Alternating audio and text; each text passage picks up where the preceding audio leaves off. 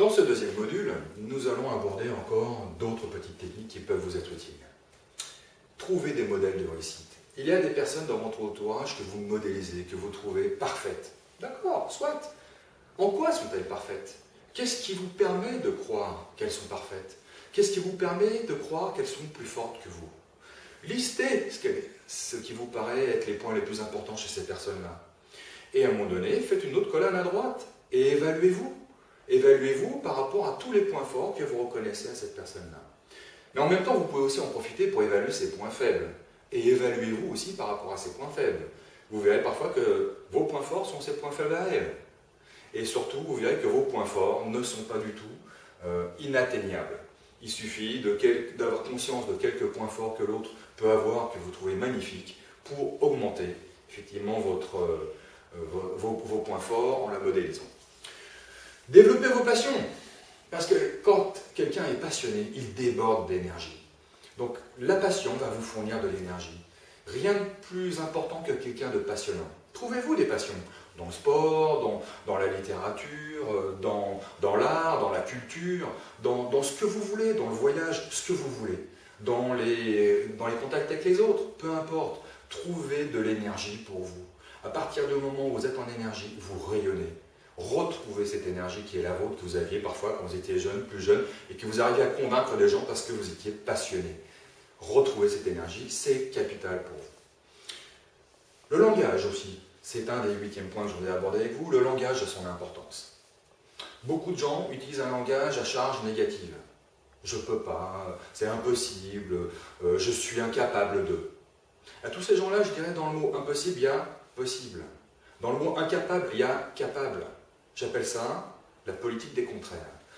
Dans beaucoup de mots à charge négative, vous pouvez trouver de l'énergie pour aller chercher des mots à charge positive. Vous pensez strictement aux mots opposés en vocabulaire. Et vous dites, vers quoi j'ai envie de tendre dans cette situation?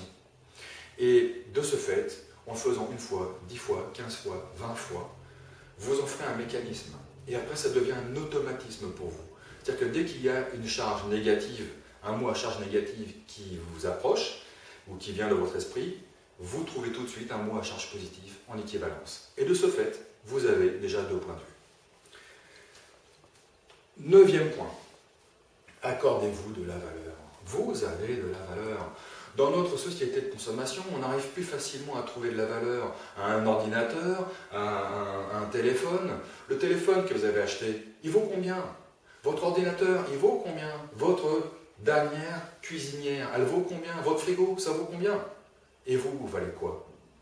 Trouvez effectivement des points de valeur. Vous avez de la valeur aux yeux de beaucoup de personnes dans votre entourage. Et même si ce n'est pas dans votre entourage, vous avez de la valeur pour beaucoup de personnes. Et notamment pour vous.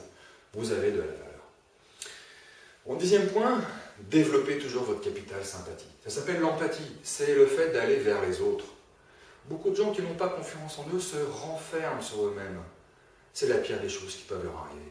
Je vous engage à faire des efforts, aller vers les autres, et en souriant. Vous verrez que les gens vous le rendront bien. Soyez généreux. Soyez généreux dans votre attitude. Ce n'est pas forcément la générosité financière ou autre chose. C'est généreux dans votre attitude. Donnez pour recevoir. Ce n'est pas moi qui l'ai inventé, ce dicton, mais donner pour recevoir. C'est vraiment l'attitude que vous devez avoir quand vous êtes face à d'autres personnes. Souriez et soyez généreux envers les autres. 11e point que je voulais aborder avec vous, qui est un point crucial, apprenez à dire non. Beaucoup de gens qui ont des problèmes de confiance en eux l'ont parce que justement ils ne savent pas dire non. Combien de fois ça vous est arrivé de vous dire mais pourquoi je lui ai dit oui? Pourquoi je lui ai dit oui? Chaque oui est un non à quelque chose d'autre.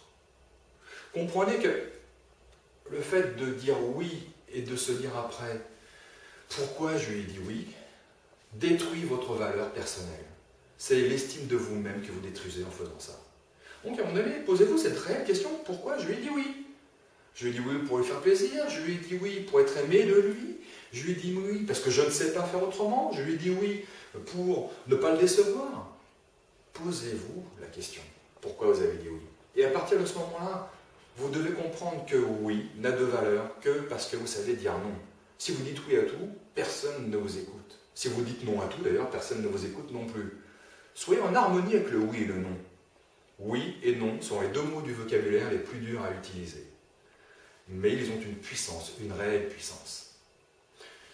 Dans le troisième module que nous allons aborder, nous allons encore voir d'autres techniques très puissantes également. A tout de suite.